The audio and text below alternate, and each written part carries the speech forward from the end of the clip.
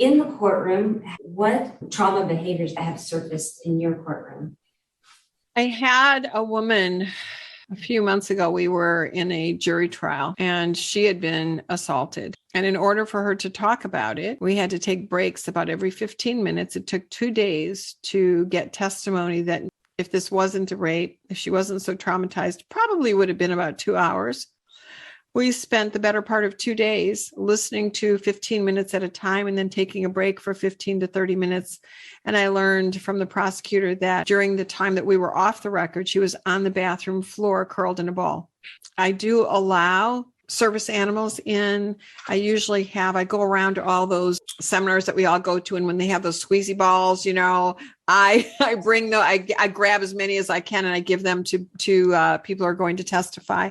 Our Court of Appeals did a terrible thing and the legislature has yet to fix it.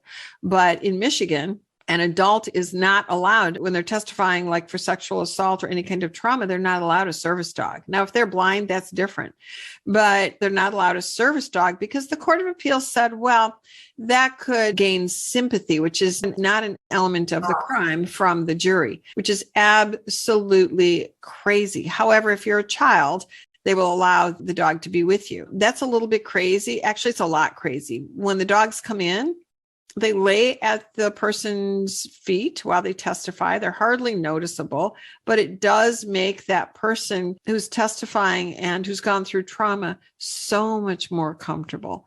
And I see the difference. And so our legislature hopefully will catch up and undo the wrong that was done.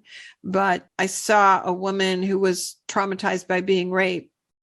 She was supposed to testify and she came in with a blood alcohol level of a 0.38. I would be dead at that point. Clearly she had a drinking problem, but it doesn't matter. She came in and she was totally smashed. And so I actually had to hold her in contempt and put her in lockup, which I know sounds harsh, but given the circumstances, I had to do that. They cleaned her up. We got her sober. And then she was able to testify. And then she continued in jail until I put her in the hospital because the withdrawal was so bad. And her kids were actually very happy she went to be dried out. They were hoping that she would stay dried out, but because of the rape and because of other trauma that happened to her, she just couldn't stay sober.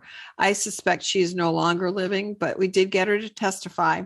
And while she was in that drunken state, she also had a worry rock, which I don't allow in my courtroom anymore. I tell people to get any of those other therapy kinds of things, the squeezy balls or what have you. But what she did was threw the rock at me. She was so mad at the justice system. She threw the rock at me. Now she missed because she was too drunk, but I've seen all sorts of different reactions.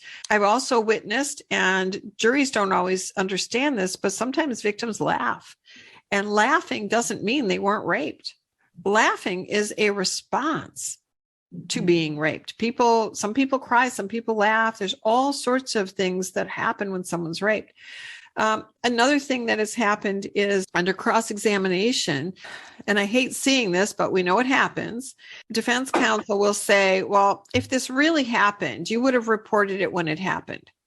Now, what people also need to be trained on and informed on is that your body is really, really smart. So when you're being attacked, when you're at gunpoint, your breasts are being cut, whatever the trauma is that someone's doing to you, the last thing you're going to think about is, oh, I'm being raped. Your body, your brain goes into, oh, I want to save my life.